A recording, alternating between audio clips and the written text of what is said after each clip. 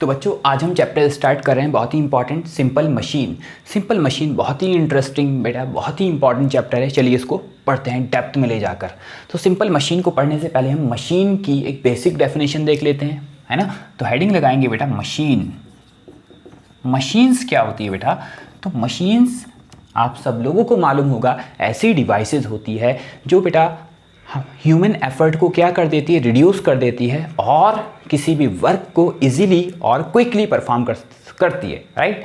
किसी भी काम को बहुत जल्दी से और आसानी से परफॉर्म करती है, ठीक है। तो लिख लेते हैं एक छोटी definitions. The devices which reduce the human effort or make the work easily and quickly, और वर्क को बेटा आसानी से और जल्दी से करती है। अब बेटा मशीन होती है दो तरह की, एक होती है सिंपल मशीन, एक होती है कॉम्प्लेक्स मशीन। तो हम टाइप्स ऑफ मशीन की बात करते हैं। Types of machines. मशीन बेटा हमारे पास कितने तरह की होती है? दो तरह की होती है। नंबर फर्स्ट सिंपल मशीन्स, ठीक है। सेकंड नंबर पर बेटा कॉम्प्लेक्स मशीन। हाँ रखिए, हमें कॉम्प्लेक्स मशीन नहीं पढ़नी, फिर भी डिफरेंस तो देख लेते हैं क्या है। तो सिंपल मशीन किसको कहते हैं बेटा? ऐसी मशीन्स जिनके अंदर ओनली 1 और 2 कंपोनेंट्स होते हैं, 1 और 2 पार्ट्स होते हैं, उनको सिंपल मशीन्स कहते हैं। कॉम्प्लेक्स मशीन किसको कहते हैं? ऐसी मशीन्स जिनके अंदर मोर देन 2 पार्ट्स होते हैं, उसको कॉम्प्लेक्स मशीन कहते हैं, जो कि हमारे सिलेबस का पार्ट नहीं है। चलिए, तो सिंपल मशीन क्या है? विच हैव ओनली 1 और 2 parts. Clear? The machines which have only 1 or 2 parts are called simple machines. बेटा complex machine क्या है? which have more than 2 parts. ऐसी मशीन जिनके पास 2 से ज़्यादा पार्ट्स होते हैं उनको कहते हैं कॉम्प्लेक्स मशीन। चलिए अब हम सिंपल मशीन्स के, है ना, वैराइटीज़ ऑफ एग्जाम्पल देखते हैं, है ना। बहुत सारे एग्जाम्पल्स हम देखेंगे सिंपल मशीन के, बहुत ही इंपॉर्टेंट। चलिए इसको मैं इरेज कर देता हूँ, जल्दी से आप नोट कर लीजिएगा फटाफट। चलिए 1 2 3। अब बेटा सिंपल मशीन्स हमें डेप्थ में पढ़नी है अच्छे से, राइट। सिंपल मशीन समझ में आया? ऐसी डिवाइसेस, ठीक है, जो ह्यूमन के एफर्ट को रिड्यूस करती है और जिसके अंदर ओनली 1 और 2 कंपोनेंट्स होते हैं, उनको सिंपल मशीन्स कहते हैं। तो एग्जाम्पल्स देखते हैं बेटा। Examples of simple machines. Simple machines के क्या क्या एग्जाम्पल्स हो सकते हैं, ठीक है। जैसे पहले नंबर पर अगर मैं बात करता हूँ, सीज़र, है ना, अपनी सीज़र कैंची। तो सीज़र भी क्या सिंपल मशीन है? उसको चेक करते हैं। हाँ देखो, सीज़र के अंदर क्या होते हैं बेटा? 2 ही कंपोनेंट्स होते हैं ना, लाइक दिस। एक हमारे पास एक बार ये होता है और एक बार ये होता है। सीज़र के अंदर सिर्फ 2 ही कंपोनेंट होते हैं। सीज़र भी हमारे पास एक मशीन है। इसका काम क्या है बेटा? ये वर्क की स्पीड को इंक्रीज़ कर देती है, यानी जल्दी जल्दी से बेटा कपड़े को या किसी भी पेपर को बहुत जल्दी फास्ट कट करती है, राइट। चलिए, तो सिंपल मशीन हो गई हमारे पास, सीज़र भी एक। सेकंड नंबर पर एग्जांपल देख लेते हैं, नाइफ। अभी जस्ट बेसिक आपको सिर्फ एग्जांपल में दिखा रहा हूँ कि हाँ सिंपल मशीन कैसे हैं, क्योंकि इसके अंदर सिर्फ 2 ही कंपोनेंट है, ये सिंपल मशीन है। दूसरे नंबर पर बेटा नाइफ, अपना चाकू हो गया। चाकू भी सिंपल मशीन है ना। या तो उसके अंदर एक सिंपल सा बार होता है, राइट, तो एक ही कंपोनेंट होता है हमारे नाइफ के अंदर, तो वो भी एक सिंपल मशीन है। या फिर बेटा हमारे फोल्डिंग वाला, है ना, फोल्डिंग वाला हमारे पास नाइफ होता है, फोल्ड करने वाला, वो भी हमारे पास क्या होता है? सिंपल मशीन, लाइक दिस, है ना, लाइक दिस। ये ओपन होता है, सीधा कर लेते हैं इसको और इससे हम सब्जियां काट कर खाते हैं। तीसरे नंबर पर हमारे पास और सिंपल एग्जांपल देखते हैं, जैसे बोतल ओपनर हो गया बेटा। बोतल ओपनर सब लोगों ने देखा होगा बेटा। कोल्ड ड्रिंक की बोतल को हम ओपन करते हैं, लाइक दिस, कुछ इस तरह से होता है बेटा बोतल ओपनर। हम क्या करते हैं, कोल्ड ड्रिंक की बोतल को, अगर बेटा हम बोतल का कैप ओपन करना चाहते हैं हाथ से तो नहीं ओपन कर पाएगा, बहुत डिफिकल्ट है। बट जब हम बोतल ओपनर में कैप को, जो कोल्ड ड्रिंक की बोतल का कैप है उसको लगाकर ऊपर की तरफ फोर्स लगाते हैं तो इजीली वो हमारा कैप खुल जाता है। तो बोतल ओपनर में भी सिर्फ एक ही पार्ट्स है, तो ये भी क्या है, हमारे पास एक सिंपल मशीन है, ठीक है। और सीज़र, नाइफ, बोतल ओपनर, बहुत सारे एग्जाम्पल हम देखते जाएंगे। 3 एग्जाम्पल तो यहीं हमने देख लिए और चलते हैं आगे की तरफ। 4th नंबर पर बेटा हमारे पास आता है, जैसे बड़ा इंपॉर्टेंट एग्जाम्पल ले रहा हूँ मैं यहाँ पर, बहुत ही इंपॉर्टेंट, जैसे व्हील बैरो। व्हील बैरो, व्हील बैरो बेटा, व्हील बैरो क्या होता है, एक व्हील होता है और इससे बेटा एक रॉड जुड़ी हुई होती है। इसका काम क्या है, इस व्हील के ऊपर बेटा, इस व्हील के ऊपर एक हम लोड लगा देते हैं, यहाँ पर एक बकेट लगा देते हैं जिसके अंदर हमें लोड रखकर, जिसके अंदर हमें सामान रखकर लेकर जाना होता है। तो हम बेटा जैसे अब ट्रॉली देखा होगा आपने, ट्रॉली एक कुछ ऐसी ट्रॉलीज होती है बेटा जिनको हम उठाते हैं और खिसकाकर आगे की तरफ ले जाते हैं, सिर्फ उसके अंदर एक ही व्हील होता है। तो व्हील एक रॉड, ये क्या है हमारे पास, व्हील बैरो, और इसके अंदर हम बकेट के अंदर सामान रखते हैं और इसको इस तरफ बेटा हम धकेलते हैं, इस तरफ फोर्स लगाते हैं, है ना, फोर्स लगाते हैं, फोर्स लगाते हैं और ये हमारे पास आसानी से आगे की तरफ हैवी लोड को, हैवी सामान को आसानी से लेकर चली जाती है। तो व्हील बैरो भी हमारे पास क्या हुआ बेटा, देखो इसके अंदर एक व्हील है और एक रॉड है सिंपल, ये भी हमारे पास क्या हुई, एक सिंपल मशीन है, ठीक है। 4th नंबर, 5th नंबर पर हमारे पास बात कर लेते हैं बेटा, वेरी इंपॉर्टेंट एग्जाम्पल दे रहा हूँ मैं आपको, जैसे क्रोबार। क्रोबार, क्रोबार, क्रोबार क्या होता है बेटा, ये एक एंगल शेप रोड होती है ना, angle shape road like this, like this. इसका काम क्या होता है बेटा, जैसे हमारे बहुत बड़े बड़े स्टोन, पत्थर, उनको बेटा एक जगह से दूसरी जगह डिस्प्लेस करना होता है, तो हम क्या करते हैं, बड़े से पत्थर को बेटा ये इस वाली, ये वाला एंड जो है इसको बेटा पत्थर के नीचे की तरफ इसको फिक्स करते हैं लाइक दिस। ये बहुत बड़ा सा पत्थर है तो हम इस वाले एंड को हमने पत्थर के नीचे की तरफ बेटा इसको फिक्स किया और जब हम यहाँ से बेटा इसको फोर्स लगाएंगे ऐसे तो पत्थर हमारा ऊपर की तरफ उठ जाता है। तो ये क्या है, एंगल शेप रोड को हम क्या कहते हैं बेटा, क्या कहते हैं, क्रोबार कहते हैं, है ना। ये वाला इसका ग्राउंड के कांटेक्ट में रहता है ना, ये हमारा फिक्स एंड होता है इसका, यहाँ से फोर्स लगाते हैं तो ये हमारा ऊपर की तरफ उठता है, तो पत्थर भी ऊपर की तरफ उठ जाता है, ये स्टोन भी ऊपर की तरफ उठ जाता है, क्रोबार, ठीक है। 6 नंबर पर आ जाते हैं बेटा, 6 नंबर पर वेरी इंपॉर्टेंट, जैसे fishing rod, very important example दे रहा हूँ मैं आपको, फिर से बोल रहा हूँ, फिशिंग रॉड। फिशिंग रॉड क्या होती है, देखो फिशिंग रॉड जनरली एक रॉड होती है बेटा, एक रॉड होती है, लकड़ी की ले सकते हैं हम इसको, हाँ, और इसके अंदर छोटे छोटे से बेटा क्या होते हैं, हुक से लगे होते हैं ना, लाइक दिस। अच्छा, और यहाँ पर बेटा एक हैंडल लगा होता है और इस हैंडल के साइड में ही बेटा एक रील लगी होती है, लाइक दिस। एक व्हील सा लगा होता है जिसको हम पुली भी कह सकते हैं, है ना, उसके ऊपर धागा लिपटा होता है, बहुत सारा रील लगी होती है, रील, है ना, ये इसका हैंडल है, ठीक है। अब यहाँ से इस व्हील के ऊपर धागा है, धागे को बेटा हम इस हुक के अंदर से पास कराते हुए लेकर जाते हैं और बेटा यहाँ पर हम नीचे की तरफ क्या लगा देते हैं, एक कांटा लगा देते हैं और उसके अंदर एक छोटी सी हम फिश लगा देते हैं, छोटी सी फिश टांग देते हैं, राइट, छोटी सी फिश इसके अंदर टांग देते हैं।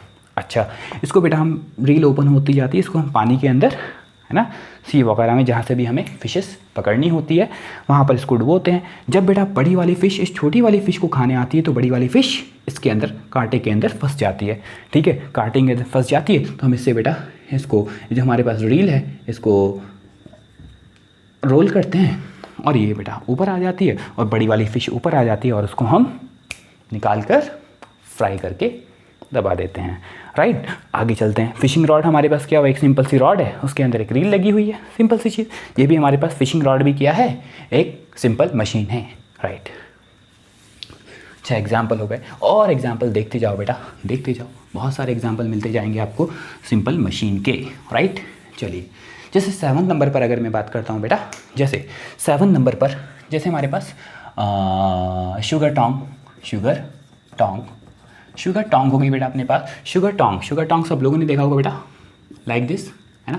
तो शुगर टोंग का काम क्या होता है बेटा, कुछ इस तरह से इसके अंदर ये गैप सा बना होता है ना, लाइक थोड़े एंड्स, इसके एंड्स पर। तो शुगर टोंग क्या करती है बेटा, हमें शुगर के जो क्यूब्स होती है ना, उसको शुगर टोंग से पकड़कर अपनी चाय के अंदर डालकर और घोल कर पी जाते हैं। तो शुगर टोंग क्या करती है, देखो सिंपल, इसके अंदर सिर्फ एक ही कंपोनेंट है, एक ही पार्ट है, तो ये भी क्या है हमारे पास, एक सिंपल मशीन है। शुगर टोंग या फायर टोंग भी यही होती है हमारे पास, है ना, छोटे छोटे से हमें कोयले जलते हुए कोयले अगर हमें पकड़ने होते हैं, अंगारे पकड़ने होते हैं, तो हम फायर टोंग भी कह सकते हैं इसको। शुगर टोंग और फायर टोंग दोनों एक ही चीज़ है। हाँ, शुगर टोंग हमारी बेटा लकड़ी की बनी हो सकती है और फायर टोंग हमारी आयरन की बनी हुई होती है, मेटल की बनी हुई होती है, राइट। 7th 8th नंबर पर बेटा हमारे पास इसी तरह से सिंपल, जैसे फोर्सेप्स हो गया हमारे पास। फोर्सेप्स चिमटी जो मेडिकल पर्पज़ के लिए यूज़ की जाती है, पतली सी होती है, ऐसी पतली सी चिमटी होती है। इसके अंदर भी क्या होती है बेटा, 2 ही कंपोनेंट होते हैं, है ना। ये भी क्या है हमारे पास, इसका एग्जाम्पल है। ये भी बेटा 2 ही कंपोनेंट है, तो सिंपल मशीन है। जैसे और ले लेते हैं 9 नंबर पर बताओ और क्या हो सकते हैं, सोचो जल्दी से फटाफट। जैसे हमारे पास वेरी इंपॉर्टेंट एग्जांपल दे रहा हूँ फिर से, नट क्रैकर क्या है बेटा, नट क्रैकर है ना, अखरोट तोड़ने वाला यंत्र। जैसे नट क्रैकर में क्या होता है बेटा, 2 कंपोनेंट होते हैं इसके अंदर, लाइक दिस, है ना। इसके बीच में कुछ इस तरह से होता है बेटा, इसके बीच में हम नट रखते हैं और यहाँ से हम फोर्स लगाते हैं पटाखदनी से, तो हमारा नट टूट जाता है और हम निकाल कर खा लेते हैं, राइट। तो नट क्रैकर भी क्या है, इसके अंदर 2 ही कंपोनेंट होते हैं। नट क्रैकर भी ये अपना बीच में नट है, राइट। तो यहाँ से ऊपर से फोर्स लगाते हैं और नट टूटता है और हम उसको खा लेते हैं। तो नट क्रैकर भी क्या है अपना, सॉरी नन लिख दिया, नट क्रैकर भी हमारे पास एक सिंपल मशीन का ही एग्जाम्पल है। जल्दी से आगे की तरफ हम चलते हैं, रेस करते हैं इसको और देख लेते हैं एग्जाम्पल 1-2 और। सोचो क्या क्या एग्जाम्पल हो सकते हैं सिंपल मशीन के। नट क्रैकर हो गया, जैसे प्लायर हो गया अपना, प्लास है ना, प्लायर 10 नंबर पर आता है हमारे पास।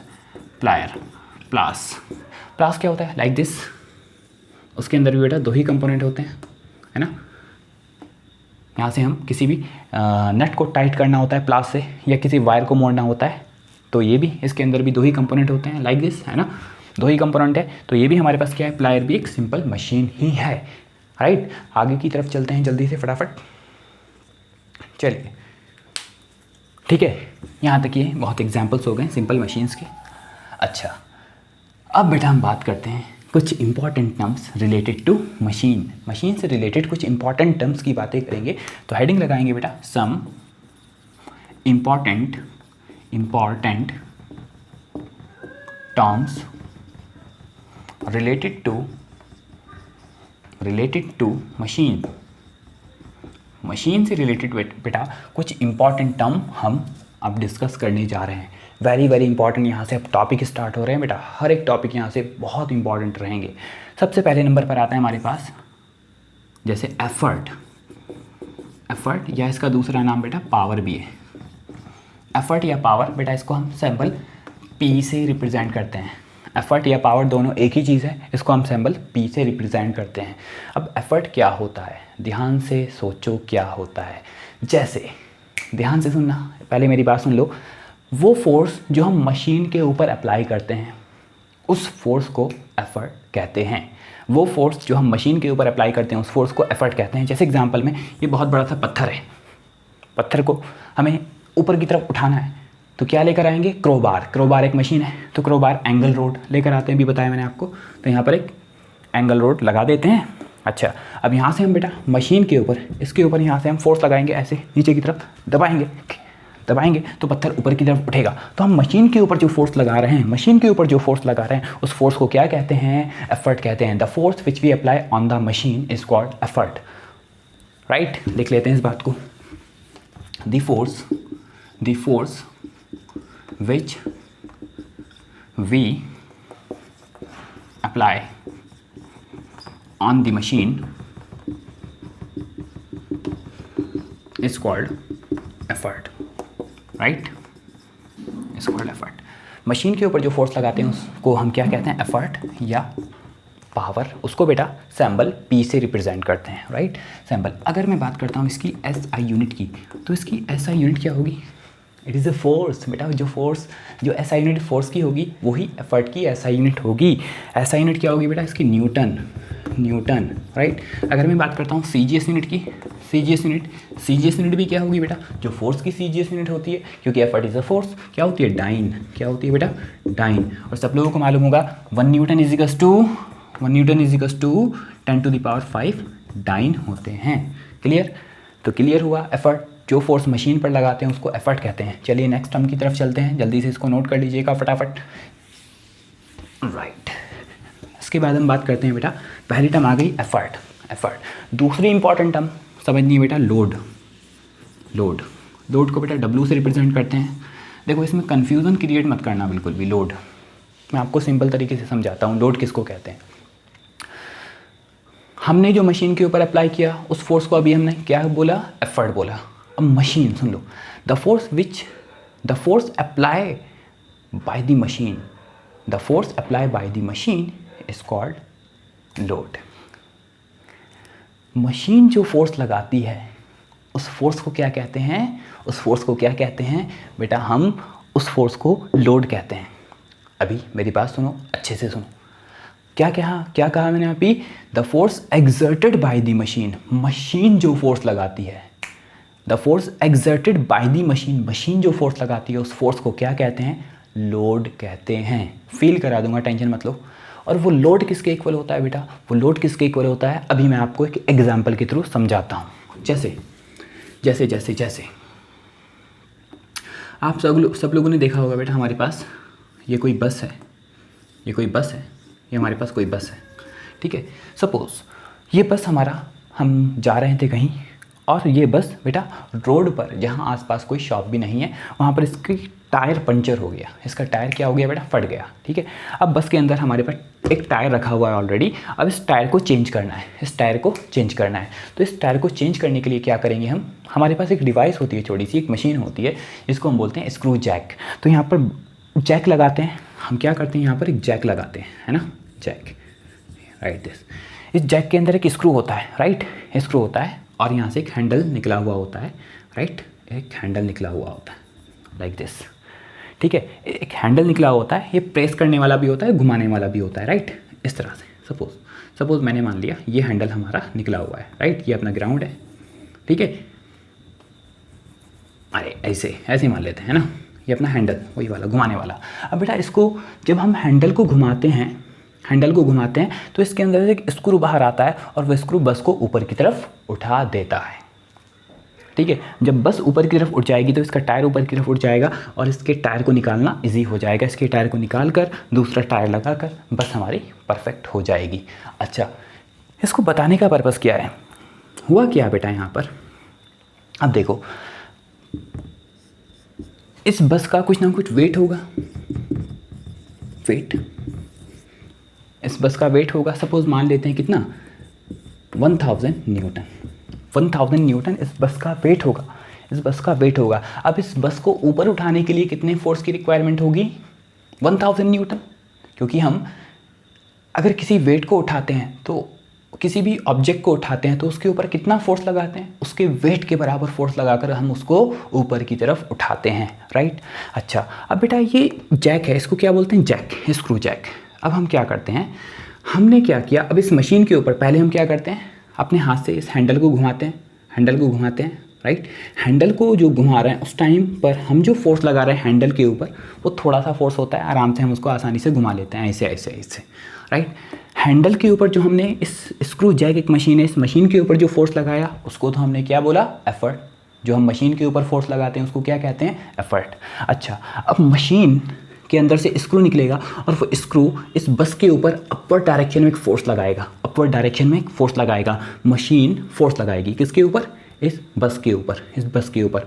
यानी वो मशीन, ये मशीन जैक कितना फोर्स लगाएगी बेटा, जितना इसका वेट होगा। मशीन जो फोर्स लगाती है, the force exerted by the machine which is equal to weight of the object, उस फोर्स को, मशीन जो फोर्स लगाती है उस फोर्स को क्या कहते हैं, लोड कहते हैं। और वो फोर्स किसके इक्वल होता है, मशीन कितना फोर्स लगाती है, इस बॉडी के, इस बस के वेट के इक्वल फोर्स लगाती है। क्लियर हुई बात, क्लियर हुई, वेरी गुड। चलिए लिख लेते हैं, the force exerted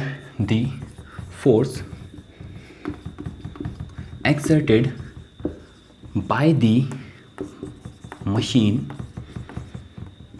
the force exerted by the machine on the body which is equal to weight of the body, weight of the body is called load. और बेटा load को हम symbol W से represent करते हैं। समझ में आ गया बेटा? मशीन के ऊपर हम जो फोर्स लगा रहे हैं, हम जो बेटा हैंडल को घुमा रहे थे, है ना, उसको क्या बोला हमने? एफर्ट। और बेटा उसके अंदर से, मशीन के अंदर से जो स्क्रू निकल रहा था वो बस को उठा रहा था। मशीन जो बस के ऊपर फोर्स लगा रही है उसको उस फोर्स को क्या कहेंगे? लोड कहेंगे। और वो किसके इक्वल होता है बेटा? वेट के इक्वल होता है। जितना बस का वेट होता है उतना ही तो मशीन अपवर्ड डायरेक्शन में फोर्स लगाती है, right? This is called load, the force exerted by the machine on the object which is equal to weight of the body is called load W। बेटा इसकी SI unit क्या होगी? इसकी SI unit क्या होगी? तो लोड भी क्या है बेटा? एक फोर्स ही तो है। तो जो यूनिट फोर्स की होती है वही यूनिट लोड की होगी, न्यूटन। क्या होगी बेटा इसकी SI यूनिट? न्यूटन। अगर बात करते हैं CGS यूनिट की, CGS यूनिट क्या होगी? जल्दी से बोलो बेटा। डाइन। चलिए, तो लोड क्लियर हुआ, वेरी गुड। लोड कितनी क्लियर हुआ? Very good. लोड मतलब W, एफर्ट मतलब P, सिंबल भी याद रखो। चलिए आगे की तरफ चलते हैं। चलिए अब बेटा एक इंपॉर्टेंट टर्म हमारे पास आती है, मैकेनिकल एडवांटेज। क्या आती है? Mechanical advantage.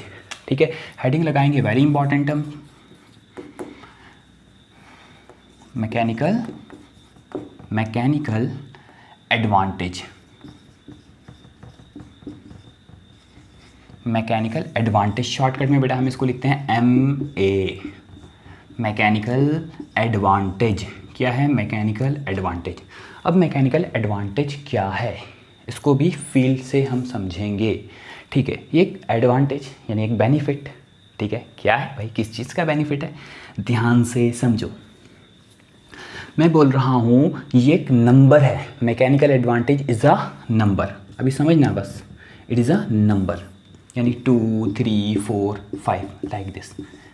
मैकेनिकल एडवांटेज क्या है? एक नंबर है। ये नंबर हमें ये बताता है कि हमारा जो लोड है, यानी मशीन जो फोर्स लगा रही है, हमारा जो लोड है वो एफर्ट से कितने गुना ज़्यादा है, राइट? हम मशीन से चाहते क्या हैं एक्चुअल में? ध्यान से सुनो। अभी मैंने आपको ट्रक वाला एग्जांपल दिया है, बस वाला। ये बस थी हमारे पास बेटा, ये बस थी। अब बस के नीचे हमने क्या लगाया था बेटा? एक जैक लगाया था इस बस को उठाने के लिए, है ना। ये इसका हैंडल है, इस हैंडल को घुमाएंगे तो इसके अंदर स्क्रू होता है। इस हैंडल को हम घुमाएंगे यानी इसके ऊपर हम एफर्ट लगा रहे हैं, P एफर्ट लगाएंगे। एफर्ट यानी मशीन के ऊपर हम फोर्स लगा रहे हैं। मान लेते हैं एफर्ट जो हमने लगाया बेटा, एफर्ट जो लगाया मान लेते हैं 10 न्यूटन का लगाया। एफर्ट कितना लगाया हमने? 10 न्यूटन का लगाया। ठीक है, अच्छा एफर्ट हम हाथ से लगा रहे हैं 10 न्यूटन का एफर्ट।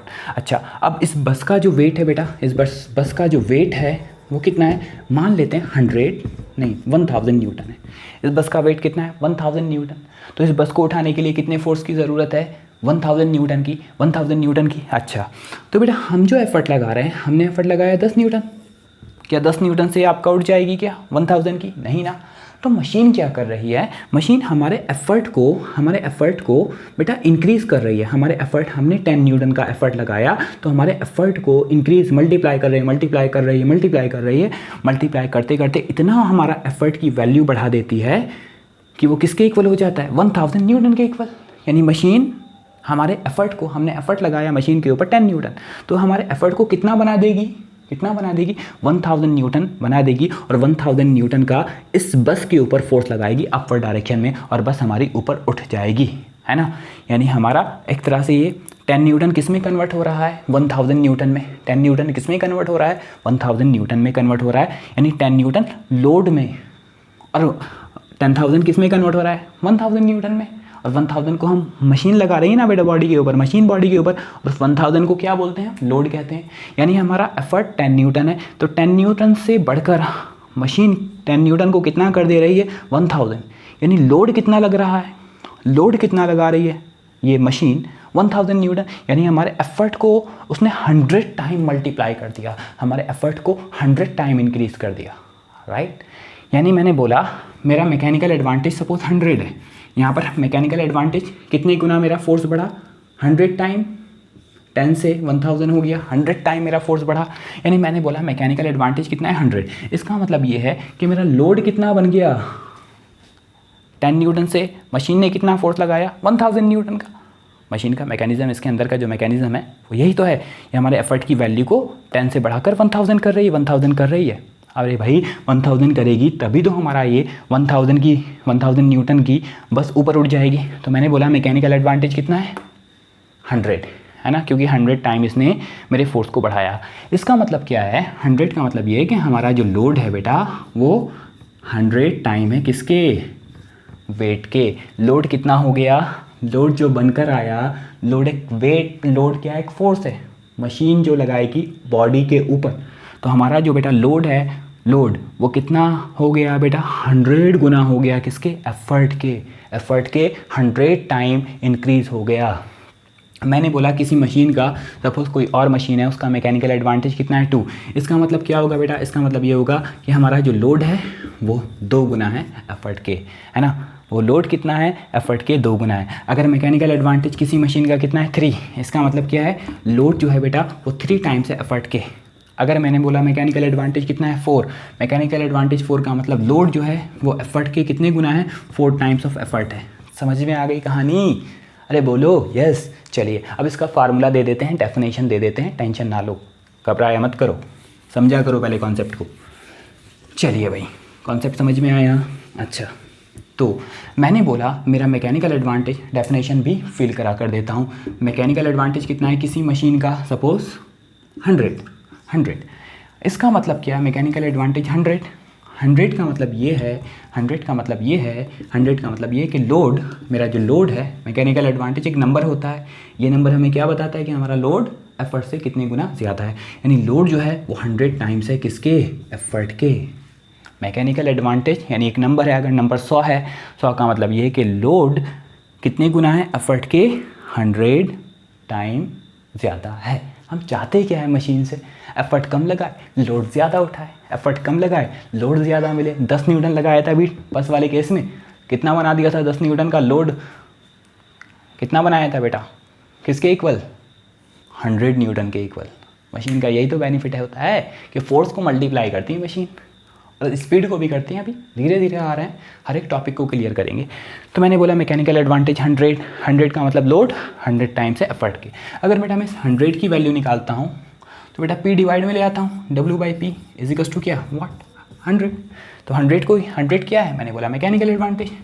तो मैकेनिकल एडवांटेज क्या हो जाएगा बेटा, W/P। बोलो बोलो, तो ये P डिवाइड में आ जाएगा, तो 100 is equals to W/P।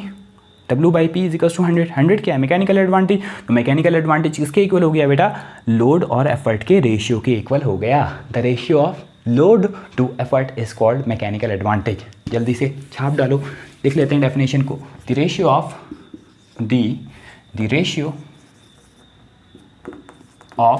Load to effort is called mechanical advantage. Mechanical advantage इसको शॉर्टकट में लिखते हैं MA। तो MA क्या हो जाएगा बेटा, MA is equals to W load by effort P, right, load by effort. अगर बात करते हैं बेटा इसकी SI यूनिट की, इसकी SI यूनिट क्या होगी मैकेनिकल एडवांटेज की, जल्दी से बताओ बेटा फटाफट क्या होगी मैकेनिकल एडवांटेज की SI यूनिट। अब बेटा मेरे देखो यूनिट कैसे बनाते हैं, हमेशा फार्मूले से हम यूनिट बनाते हैं। तो बेटा लोड भी एक फोर्स है, मशीन जो लगाती है न्यूटन, एफर्ट जो हम मशीन पर लगाते हैं वो भी फोर्स है न्यूटन से न्यूटन कटेगा, तो इसकी कोई यूनिट है क्या, नहीं। तो मैकेनिकल एडवांटेज एक नंबर है just, it is a unitless quantity. Yes बेटा, तो ऐसा यूनिट नहीं होगी बेटा, तो लिखेंगे it is a unitless quantity, clear, it is a unitless quantity. चलिए वेरी गुड। मैकेनिकल एडवांटेज याद रखो W/P, W लोड और P एफर्ट। चलिए बहुत बढ़िया, मैकेनिकल एडवांटेज समझ में आया, नोट करते रहो हर एक पॉइंट को बेटा। आगे चलते हैं। इसके बाद बेटा चौथी इंपॉर्टेंट नाम आती है, बड़ी इंपॉर्टेंट है बेटा, उसको बहुत अच्छे से समझना। Velocity ratio. क्या है? Velocity ratio. Velocity ratio. Velocity ratio को शॉर्टकट में VR बोलते हैं बेटा, VR। यस। वेलोसिटी रेशियो क्या होता है बेटा? एक रेशियो होता है, जैसे इसका नाम है वैसा इसका काम है बेटा, एक रेशियो होता है। जैसे रेशियो मतलब समझते हैं ना, 1:2, 1:3, 1/3, 1/4, 1/5। पहले समझो, फील को लेते हैं पहले। मैंने बोला वेलोसिटी रेशियो। वेलोसिटी रेशियो एक रेशियो होता है, जैसे 1:2, 1:3, 1:4, 1/5 है। ये रेशियो हमें क्या बताता है? ये रेशियो हमें क्या बताता है? ध्यान से सुनना, ये रेशियो हमें क्या बताता है? मैंने कहा मेरा वेलोसिटी रेशियो एक रेशियो है 1:2। अगर वेलोसिटी रेशियो 1:2 है, वेलोसिटी रेशियो 1:2 का मतलब समझते हैं। अगर वेलोसिटी रेशियो 1:2 है, इसका मतलब क्या है बेटा? हमारे जो लोड की स्पीड है, हमारे जो लोड की स्पीड है, हमारे जो लोड की स्पीड मतलब मशीन जो फोर्स लगा रही है उसकी स्पीड, हमारी जो लोड की स्पीड है, यानी लोड और वेलोसिटी, सॉरी मेरी बात सुनो ध्यान से, वेलोसिटी और स्पीड दोनों यहाँ पर एक ही चीज़ है। मैं डायरेक्शन को कंसीडर नहीं कर रहा हूँ, सिर्फ मैग्नीट्यूड की बात कर रहा हूँ। हाँ, तो हम वेलोसिटी रेशियो, ऑब्वियसली वेलोसिटी का रेशियो होगा।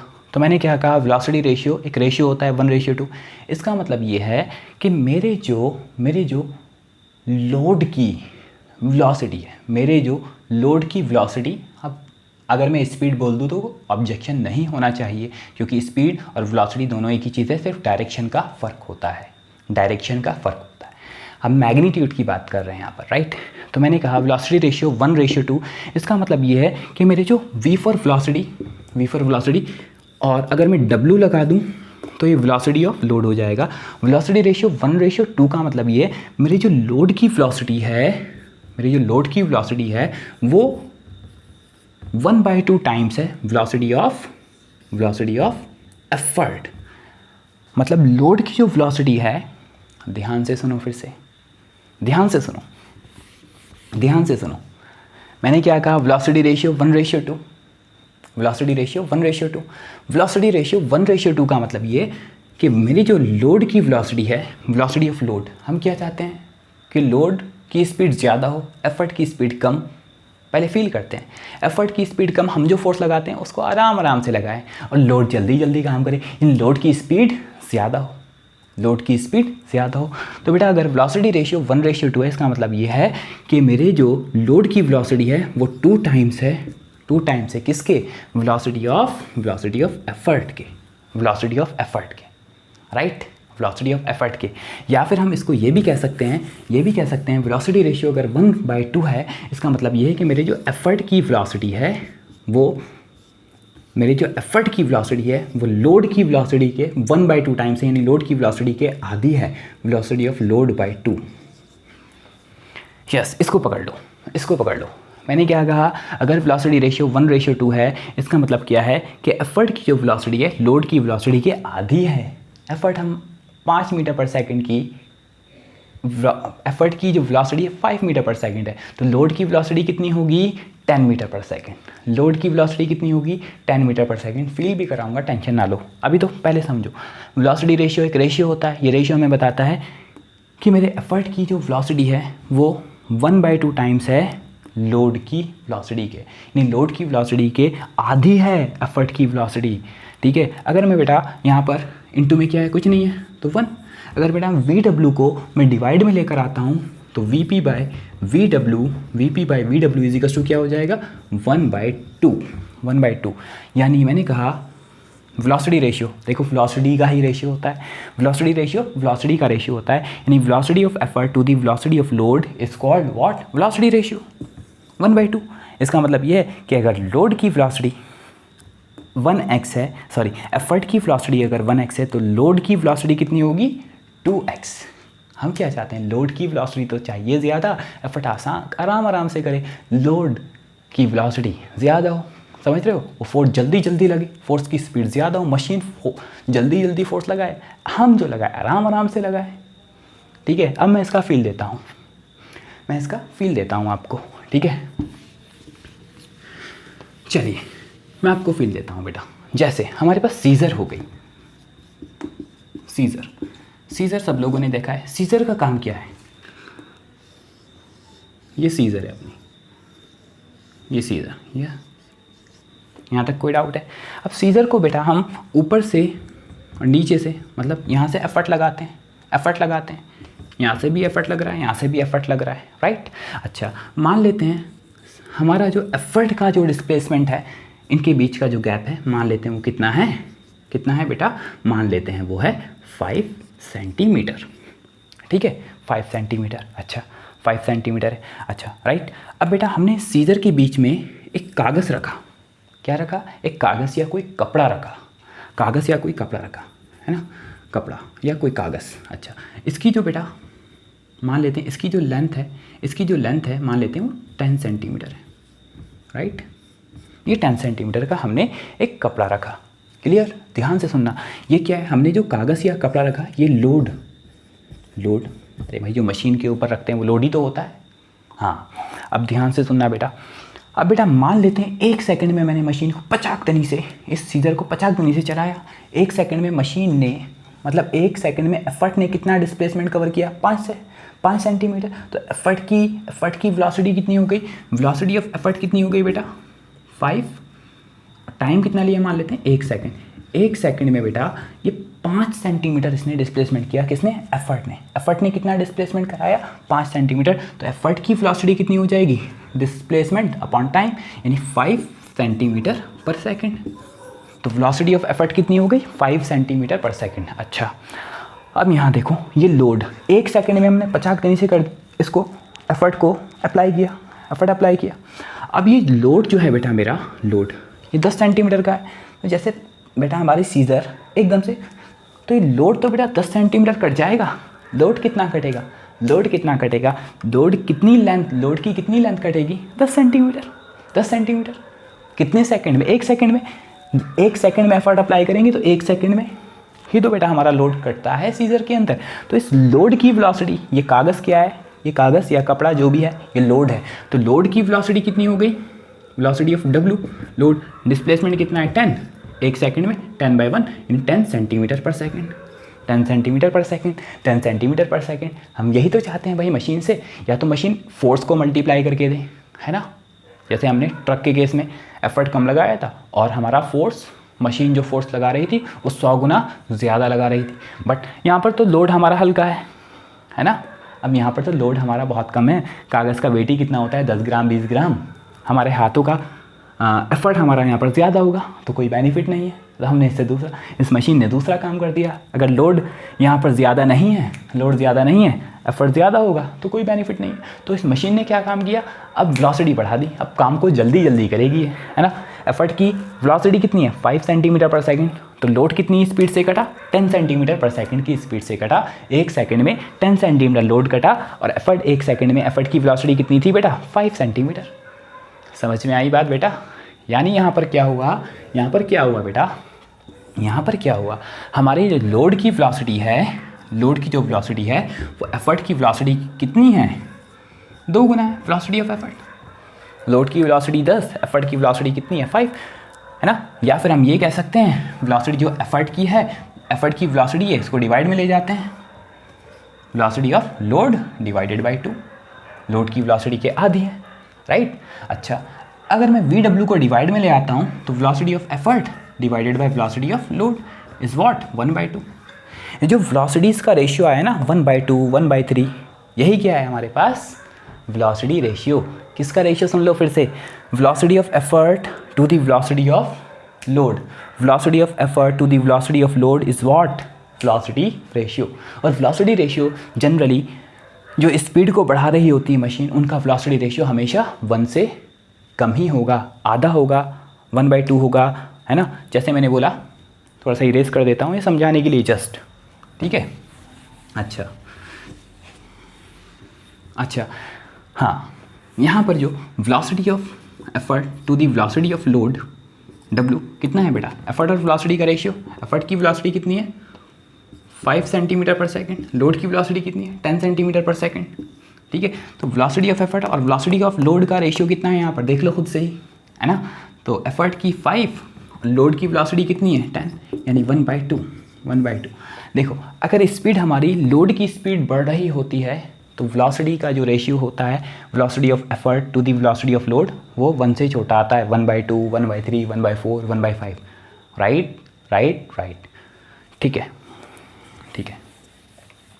यहाँ तक समझ में आया। एक बार और लास्ट, मैंने कहा कि मेरा एफर्ट की वेलोसिटी यहाँ कितनी है 5 सेंटीमीटर पर सेकेंड, लोड की वेलोसिटी कितनी है बेटा 10 सेंटीमीटर पर सेकेंड। ठीक है, इसका मतलब मेरी लोड की स्पीड बढ़ रही है, यहाँ पर लोड की स्पीड 2 गुना हो रही है, राइट। ठीक है, यानी मैंने कहा लोड की स्पीड 2 गुना कम हो रही है, 2 गुना इंक्रीज़ हो रही है, यानी एफर्ट की स्पीड मेरी आधी है। तो हम ये कह सकते हैं वेलोसिटी ऑफ एफर्ट जो है वो कितनी है, एफर्ट की वेलोसिटी लोड की वेलोसिटी से आधी है। फार्मूला बना रहे हैं, यानी 1/2 times of velocity of load, right. अरे भाई इसका मतलब यही तो है यार, सुन लो। वेलोसिटी ऑफ एफर्ट 5 सेंटीमीटर पर second, velocity of load 10 centimetre पर सेकेंड। इसका मतलब ये है कि वेलोसिटी जो एफर्ट की है वो 1/2 टाइम्स है किसके, वेलोसिटी ऑफ लोड के। तो बेटा VW को अगर मैं डिवाइड में ले आता हूँ, VP/VW इजिकल्स टू क्या 1/2, है ना। यानी वेलोसिटी ऑफ एफर्ट कितनी है, अगर 1x है तो वेलोसिटी ऑफ लोड कितनी होगी 2x होगी। ये वेलोसिटीज़ का रेशियो है भाई। किसकी वेलोसिटीज़ का ratio, velocity of effort to the velocity of load. Velocity of effort to the velocity of load की का रेशियो क्या है, वेलोसिटी रेशियो। चलिए यहाँ तक थोड़ा सा फील आपको आया होगा, चलिए बहुत बढ़िया। द रेशियो ऑफ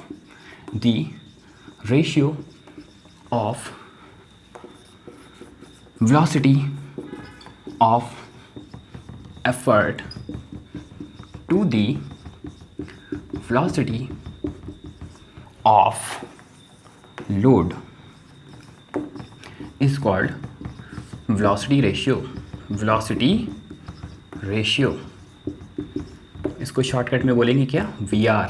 यानी VR क्या होगा बेटा, VR is equals to velocity of effort divided by velocity of load.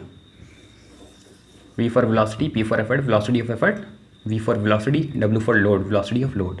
अच्छा इसकी यूनिट की बात करते हैं, तो इसकी यूनिट क्या होगी बेटा, वेलोसिटी की मीटर पर सेकंड ऐसा यूनिट, और नीचे भी वेलोसिटी इसकी भी ऐसा यूनिट मीटर पर सेकंड, तो मीटर पर सेकंड से मीटर पर सेकंड कट जाएगी, इसकी कोई यूनिट नहीं होगी because it is a ratio. तो ये भी क्या है बेटा, it is a unitless quantity, it is a unitless quantity. क्या है बेटा, एक यूनिटलेस क्वांटिटी है आपकी। क्लियर हो गई बात, यहाँ तक कोई टेंशन तो नहीं। चलिए हाँ, मैंने क्या कहा था, अगर मेरी स्पीड बढ़ रही होती है, लोड की स्पीड बढ़ रही होती है तो वेलोसिटी रेशियो कितना आता है हमेशा, अगर स्पीड इंक्रीज़ हो रही होती है, पॉइंट को याद रखो बेटा इंपॉर्टेंट।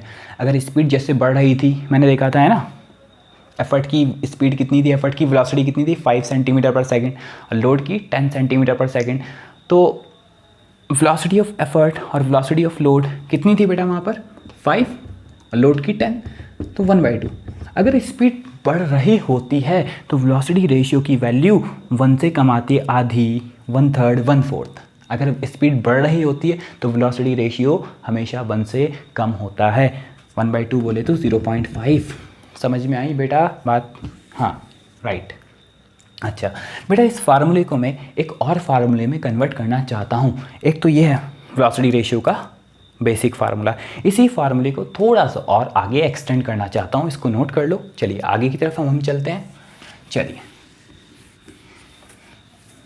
ठीक है, इसी फार्मूले को हम थोड़ा सा और आगे एक्सटेंड कर रहे हैं।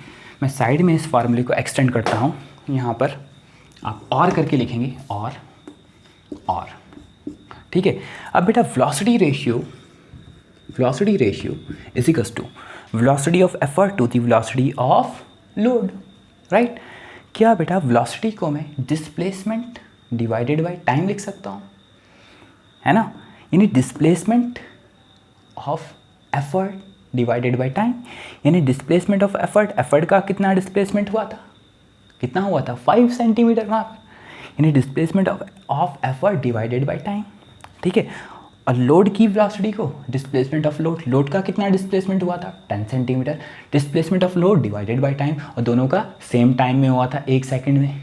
क्या बेटा मैं वेलोसिटी को क्या लिख सकता हूँ, displacement of load dp D for displacement, P for load divided by time, time दोनों के लिए सेम है, डिवाइडेड बाय वी डब्ल्यू को displacement of effort, displacement of effort divided by time, ये वेलोसिटी ऑफ एफर्ट हो गई, और velocity of load displacement of load divided by time. यहाँ तक कोई डाउट? क्या बेटा टाइम से टाइम कैंसिल आउट हो जाएगा, क्योंकि सेम टाइम में हो रहा था काम, सीजर तो सेम टाइम में डिस्प्लेसमेंट करा रही थी, जितना लोड का डिस्प्लेसमेंट हुआ था उतना ही जितना एफर्ट का डिस्प्लेसमेंट हुआ था उतना ही लोड का डिस्प्लेसमेंट हुआ था। तो velocity ratio is equals to क्या हो जाएगा, टाइम से टाइम कटा तो displacement by effort divided by displacement by load. Clear बेटा?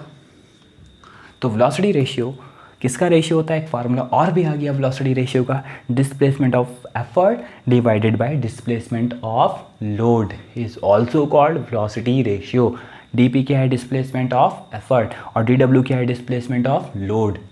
ठीक है, तो displacement of effort to the displacement of load is also called velocity ratio. चलिए वेरी इंपॉर्टेंट, आगे चलते हैं बेटा। अब बेटा मैं एक इम्पॉर्टेंट बात बताता हूँ, मशीन को कैटेगराइज करते हैं हमने बहुत सारी टर्म्स पढ़ ली, थोड़ा सा इम्पॉर्टेंट बात करते हैं। मैं यहाँ साइड में आपको फील कराता रहूँगा। मैकेनिकल एडवांटेज अभी हमने पढ़ा, क्या होता है बेटा, लोड और एफर्ट का रेशियो। वेलोसिटी रेशियो अभी हमने पढ़ा, एफर्ट और velocity of effort to the velocity of load का रेशियो, ये दो इंपॉर्टेंट फार्मूले हमने पढ़े। ठीक है, अगर इंपॉर्टेंट स्टार ये है कि अगर मैकेनिकल एडवांटेज ग्रेटर देन 1 हो और वेलोसिटी रेशियो ग्रेटर देन 1 हो, उस सिचुएशन में क्या होगा, सपोज मैकेनिकल एडवांटेज 2 है, 2 इज इक्वल्स टू W/P लिख सकता हूँ, W/P। उस सिचुएशन में क्या है बेटा, तो load is equals to 2 times of effort, यानी मेरे को जो लोड मिल रहा है, मशीन जो फोर्स लगा रही है वो एफर्ट के 2 गुना, यानी एफर्ट को 2 गुना बढ़ा रही है। यानी एफर्ट क्या है, एक फोर्स है, फोर्स को मल्टीप्लाई कर रही है। हमने जो इनपुट फोर्स दिया एफर्ट, और मशीन ने जो दिया वो लोड, कितने गुना दिया, 2 टाइम्स इंक्रीज करके दिया।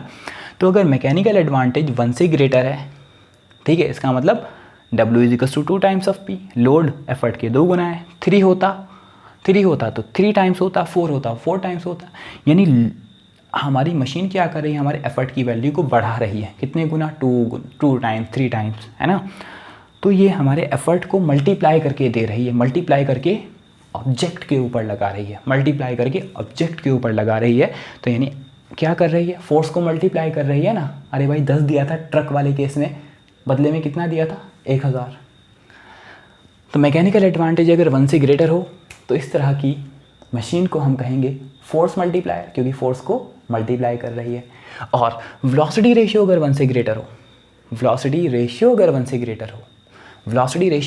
ग्रेटर हो, जैसे मैंने बोला velocity of effort to the velocity of load.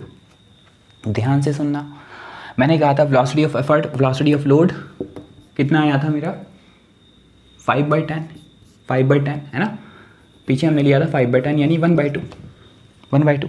इसका मतलब क्या है, अगर मेरा वेलोसिटी ऑफ लोड और वेलोसिटी ऑफ एफर्ट का रेशियो कितना है, 1/2, यानी 1 से छोटा है, तो इसका मतलब क्या है, वेलोसिटी ऑफ लोड 2 टाइम्स है वेलोसिटी ऑफ एफर्ट के, यानी लोड की वेलोसिटी एफर्ट की वेलोसिटी से 2 गुना ज़्यादा है।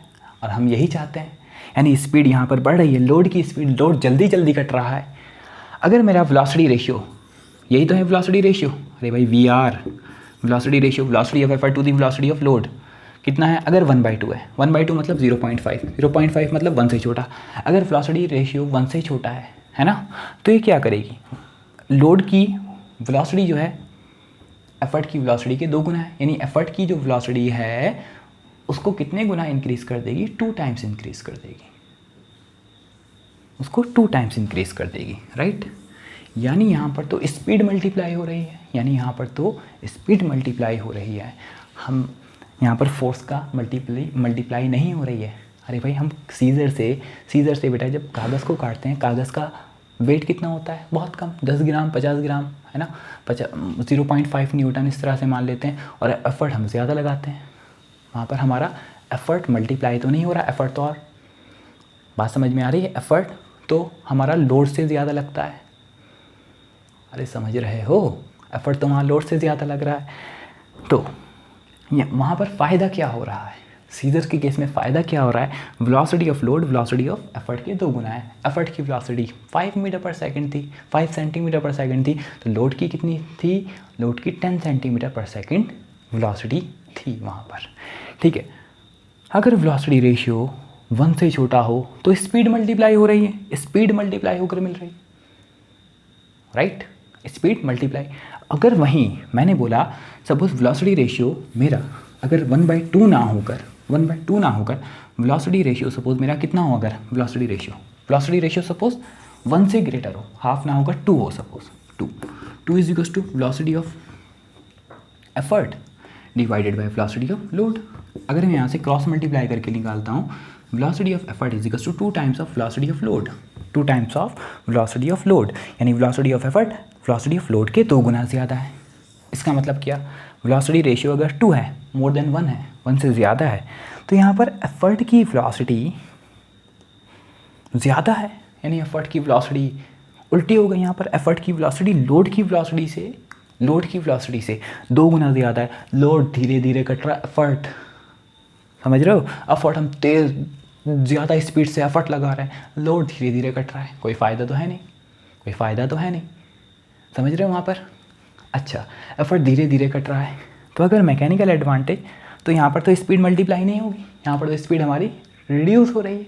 और स्पीड रिड्यूस कहाँ होती है, अरे भाई सुन तो लो, यहाँ पर हमारी स्पीड क्या हो रही है, लोड की स्पीड देखो, अगर मैं VW की वैल्यू निकालता हूँ तो VW कितनी हो जाएगी, velocity of effort by 2, velocity of effort by 2, velocity of load effort की वेलोसिटी की आधी है। अगर वेलोसिटी रेशियो मोर देन 1 है यानी 2 है, तो VP 2 टाइम्स ऑफ VW, तो VW कितना है, VP बाई 2, यानी हमारी लोड की वेलोसिटी घट रही है, तो स्पीड को मल्टीप्लाई नहीं कर रही है, यानी स्पीड मल्टीप्लायर तो होगी नहीं, क्या करेगी फिर से। जैसे आयरन की शीट काट रहे हैं, एक सीजर से आयरन की शीट काटते हैं, तो हम वो तो बहुत तेज़ी से लगाते हैं, है ना, तेज़ी से लगाते हैं हम आयरन की शीट के ऊपर, एफर्ट की स्पीड तो हमारी ज़्यादा होगी, है ना, एफर्ट की स्पीड तो ज़्यादा होगी वहाँ पर, एफर्ट तो हम लगा रहे होते हैं, बट वहाँ पर क्या करते हैं, एफर्ट की स्पीड ज़्यादा होगी बट लोड तो धीरे धीरे घटता है। तो वहाँ पर बेनिफिट क्या होता है, हम एफर्ट लगाते हैं कम, और आयरन की शीट का तो वेट बहुत ज़्यादा होता है, तो एफर्ट वहाँ पर मल्टीप्लाई होकर मिल जाता है, यानी वो फोर्स को मल्टीप्लाई करती है। अगर वेलोसिटी रेशियो हमारा 2 है तो स्पीड को तो ये आधा कर रहे हैं, मल्टीप्लाई तो नहीं कर रहे, स्पीड मल्टीप्लाई नहीं करेगी, तो उस कंडीशन में ये बेटा फोर्स को मल्टीप्लाई करके देगी। तो मैंने यही कहा, अगर मैकेनिकल एडवांटेज मोर देन 1 तो फोर्स को मल्टीप्लाई करके देगी, और वेलोसिटी रेशियो भी अगर 1 से ग्रेटर है तब भी ये फोर्स को ही मल्टीप्लाई करके देगी। तो सिंपल सी चीज़ समझ लो बस, बहुत हुआ। जिसको समझ में आया अच्छे से समझ में आ गया होगा। तो मैकेनिकल एडवांटेज ग्रेटर देन 1 तो फोर्स मल्टीप्लायर, और वेलोसिटी रेशियो भी अगर ग्रेटर देन 1 तब भी ये फोर्स मल्टीप्लायर। तो ऐसी मशीन जिसका मैकेनिकल एडवांटेज ग्रेटर देन 1 और वेलोसिटी रेशियो ग्रेटर देन 1, अरे यार सिंपल सा याद रख लो, अगर दोनों 1 से ग्रेटर हो तो फोर्स मल्टीप्लायर, तो ऐसी मशीन को क्या कहते हैं, फोर्स मल्टीप्लायर मशीन कहलाएगी, राइट। दूसरा इंपॉर्टेंट, इसका रिवर्स कर देंगे, mechanical advantage less than 1, velocity ratio less than 1, तो मैकेनिकल एडवांटेज को लेस देन 1, मैकेनिकल एडवांटेज क्या होता है भाई, W/P। अगर मैकेनिकल एडवांटेज को 1 से कम कर देते हैं 1/2 W/P, मैंने आधा रख दिया, MA को आधा रख दिया बेटा, तो यहाँ पर क्या होगा, अगर मैं किसकी वैल्यू निकालता हूँ W की, तो P बेटा ऊपर पहुँच जाएगा, तो P/2 is equals to what, load. अब लोड यहाँ पर अगर मैकेनिकल एडवांटेज कितना है, आधा है, 1 से छोटा है, तो लोड हमें क्या मिल रहा है, लोड हमें, अरे भाई एफर्ट का भी आधा मिल रहा है, एफर्ट लगाया 10 न्यूटन का, लोड मिला 5 न्यूटन, किसी काम की मशीन नहीं, तो बेटा लोड को तो ये मल्टीप्लाई नहीं करेगी, उस सिचुएशन में स्पीड को मल्टीप्लाई करेगी, है ना। तो मैकेनिकल एडवांटेज लेस देन 1 तो स्पीड मल्टीप्लायर, और वेलोसिटी रेशियो तो लेस देन 1 होना ही चाहिए। जैसे 1/2 तब स्पीड को मल्टीप्लाई कर रही थी, 1/3 तब इस स्पीड को मल्टीप्लाई कर रही थी। अगर mechanical advantage less than 1, velocity ratio less than 1, तो ऐसी मशीन को कहते हैं स्पीड या velocity multiplier machine, speed multiplier machine, multiplier machine, right. तीसरा एग्जांपल, अगर mechanical advantage is equals to 1 और वेलोसिटी रेशियो भी 1 के इक्वल है, तब क्या होगा, तब क्या होगा रे। चलिए समझते हैं इस बात को भी। देखो ऐसी सिचुएशन कहाँ आ सकती है, जैसे मैं आपको एक एग्जांपल में लेकर चलता हूँ। जैसे साइकिलिंग, अगर मैं साइकिल की बात करता हूँ, ये मेरे पास बेटा साइकिल है, ठीक है, ये साइकिल है, और ये साइकिल के ऊपर बेटा T2 बैठा हुआ है। कौन बैठा हुआ है? T2, ठीक है, T2, और T2 पैडलिंग कर रहा है ना, T2। अच्छा ध्यान से देखना बेटा इस बात को, इस चीज़ को ध्यान से देखना। अब T2 क्या करता है बेटा, पैडल के ऊपर, अब T2 का लोड है, अब T2 का मशीन, ये साइकिल अपनी मशीन है, मशीन किसको, साइकिल क्या करती है, साइकिल लोड को आगे, साइकिल वेट को आगे लेकर जाती है, साइकिल उठाती नहीं, वेट को डिस्प्लेस करती है। तो साइकिल वेट को आगे की तरफ डिस्प्लेस करती है, समझ रहे हो बेटा बात को।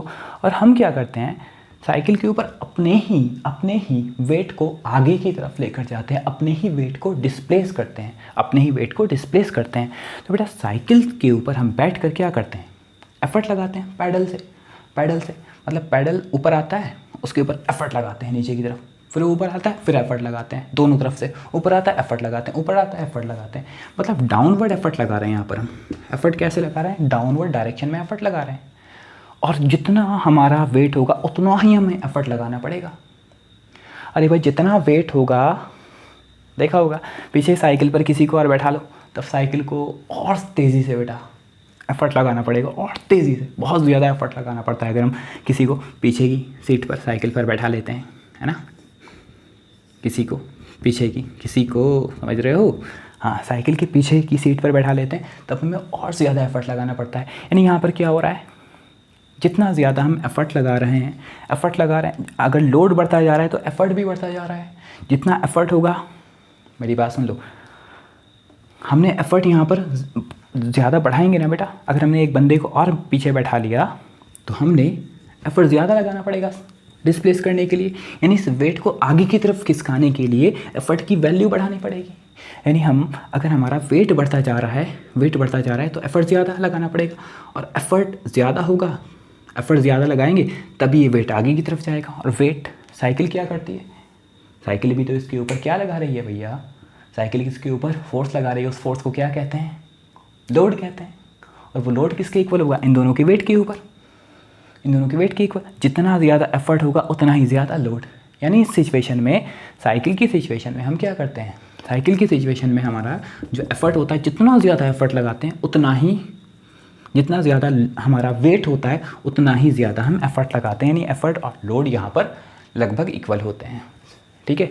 दूसरी चीज़ स्पीड की बात करते हैं, जितनी तेज़ी से हम एफ़र्ट लगाएंगे जल्दी उतनी ही तेज़ी से साइकिल आगे की तरफ जाएगी। यानी एफ़र्ट की यहाँ पर बेटा, एफ़र्ट की वेलोसिटी और लोड की, यानी लोड मतलब ये जो हमारे पास साइकिल जो इसके ऊपर आगे की तरफ इसको डिस्प्लेस कर रही है, आगे की तरफ जो डिस्प्लेस कर रही है ना, तो बेटा वेलोसिटी ऑफ एफर्ट और वेलोसिटी ऑफ लोड भी यहाँ पर इक्वल हो सकती है।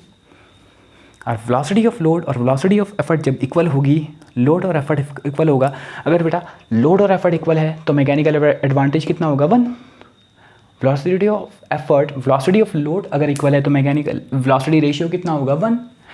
तो अगर मैकेनिकल एडवांटेज 1 है, वेलोसिटी रेशियो 1 है, तब क्या, इतना एफर्ट उतना लोड, जितनी वेलोसिटी ऑफ एफर्ट उतनी वेलोसिटी ऑफ लोड, कोई फ़ायदा तो है नहीं। यहाँ पर फ़ायदा क्या मिल रहा है, यहाँ पर ये साइकिल क्या कर रही है, हमारे एफ़र्ट को एक कन्वीनियंट पॉइंट पर लगा रही है, और हमारे एफ़र्ट को क्या कर रही है, एक कन्वीनियंट पॉइंट पर हमारे एफ़र्ट को लगा रही है।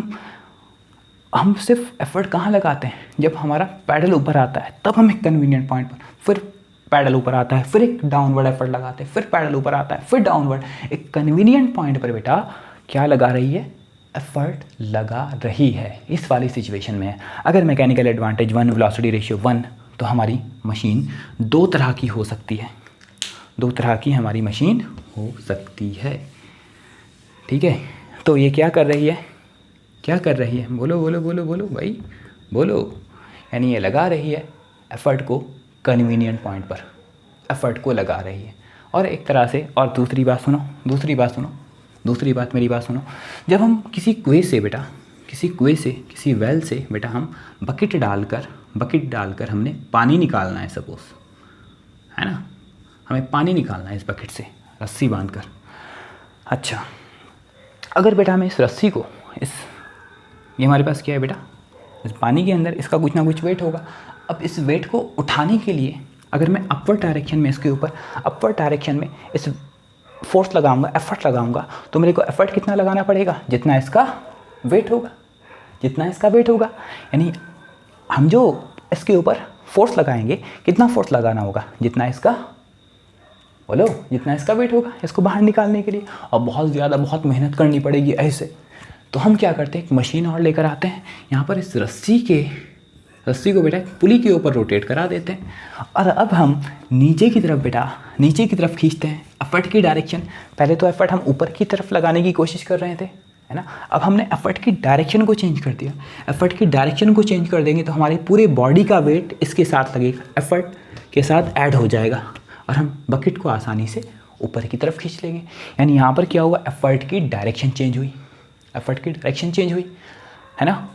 और यहाँ पर भी क्या होगा, यहाँ पर भी बेटा जितना लोड था उतना ही एफर्ट लगाना पड़ा था, तो मैकेनिकल एडवांटेज 1, ठीक है। और जितने तेज़ी से हम इसको खींचेंगे, जितनी तेज़ी से खींचेंगे, जितनी तेज़ी से एफर्ट लगाएंगे उतनी तेज़ी से ऊपर आएगा।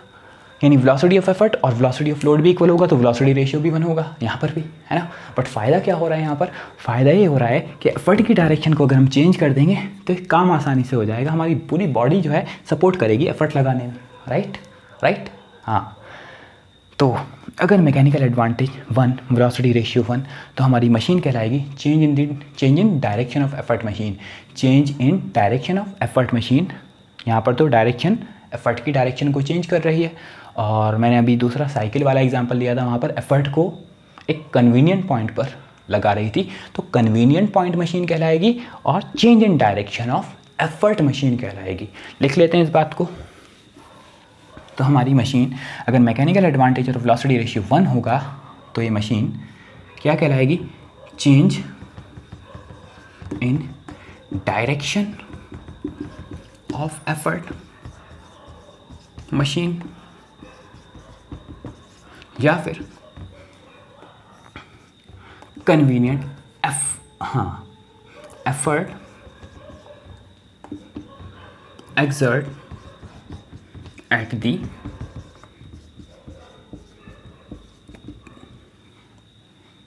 Convenient point. तो एफर्ट को एक कन्वीनियंट पॉइंट पर लगाएगी। क्या मेरी बात क्लियर हुई?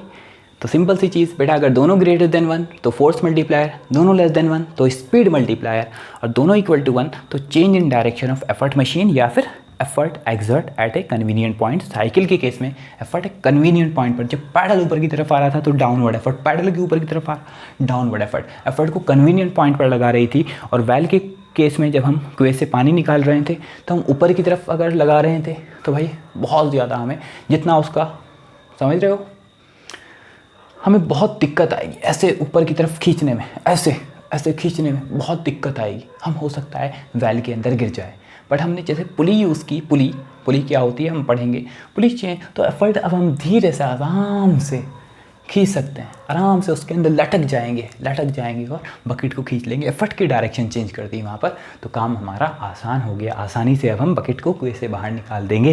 तो एफर्ट की डायरेक्शन को हमने चेंज किया, change in the direction of effort machine कहलाएगी अगर मैकेनिकल एडवांटेज 1 होगा और वेलोसिटी रेशियो 1 होगा तो change in direction of effort, या फिर एफर्ट एक्सर्ट एट ए कन्वीनियंट पॉइंट मशीन कहलाएगी। यहाँ तक क्लियर हो रहा बेटा, इसको नोट करो, वेरी इंपॉर्टेंट बात हो गई यहाँ पर। चलिए आगे की तरफ चलते हैं, हम एक टर्म और समझते हैं। क्या समझते हैं बेटा? Efficiency of machine. किसकी बात करेंगे? इफ़िशियंसी की। यहाँ पर हमने बहुत बातें कर ली, बहुत बातें कर ली, बहुत बातें। चलिए लास्ट हमारा आज की वीडियो का लास्ट टॉपिक रहेगा इफ़िशियंसी ऑफ मशीन। ठीक है, 5 मिनट में उसको ख़त्म कर देते हैं। इफ़िशियंसी, इफ़िशियंसी क्या कहलाती? Efficiency of machine. इफ़िशियंसी मतलब एबिलिटी, है ना, किसी वर्क को करने की एबिलिटी, मतलब किसी मशीन की कितनी एबिलिटी है किसी काम को करने के लिए। मशीन क्या करती है? वर्क ही तो करती है। और वर्क क्या है? ध्यान से सुनो, work is a form of energy. यानी मशीन एक तरह से एनर्जी को भी एक फॉर्म से दूसरी फॉर्म में कन्वर्ट कर सकती है। एनर्जी का एग्जांपल लूँगा तो बहुत इजीली आपको समझ में आ जाएगा। तो मशीन क्या करती है? सपोज़ हमारे पास, जैसे आपने देखा होगा बेटा, हमारे पास ये जैसे इलेक्ट्रिक करंट आता है, इलेक्ट्रिक करंट, है ना, इलेक्ट्रिक करंट हमारे पास आ रहा है। ठीक है, अब घरों के अंदर इलेक्ट्रिक करंट आ रहा है, यानी इलेक्ट्रिकल एनर्जी आ रही है। अब इलेक्ट्रिकल एनर्जी को बेटा हम मान लेते हैं 10 joule electrical, 100 joule electrical energy आ रही है, 100 जूल इलेक्ट्रिकल एनर्जी आ रही है। और 100 जूल इलेक्ट्रिकल एनर्जी से बेटा हम क्या चला रहे हैं? सपोज़ हम बहुत सारे फ़ैन चला रहे हैं, फ़ैन और फ़ैन के पास क्या होती है? फ़ैन रोटेट करता है, यानी वहाँ पर मैकेनिकल वर्क होता है। तो इलेक्ट्रिकल एनर्जी बेटा वायर से आती है, तो इलेक्ट्रिकल एनर्जी फ़ैन को रोटेट कराने में यूटिलाइज हो जाती है। यानी इलेक्ट्रिकल एनर्जी कहाँ कन्वर्ट हो जाती है? मैकेनिकल एनर्जी में कन्वर्ट होती है। राइट, यहाँ तक तो बात समझ में आ रही है। अब क्या ऐसा है कि 100 जूल इलेक्ट्रिकल एनर्जी पूरी की पूरी बेटा फ़ैन को रोटेट करने में यूटिलाइज होती है? तो नहीं, 100 जूल एनर्जी फ़ैन को रोटेट कराने में यूटिलाइज नहीं होगी। क्यों? क्योंकि बेटा कुछ ना कुछ एनर्जी जो है हीट में भी कन्वर्ट हो जाती है। फ़ैन थोड़ा बहुत हीट होता है, कुछ एनर्जी का अमाउंट हीट में भी कन्वर्ट हो जाता है। राइट, समझ में आ रही बात?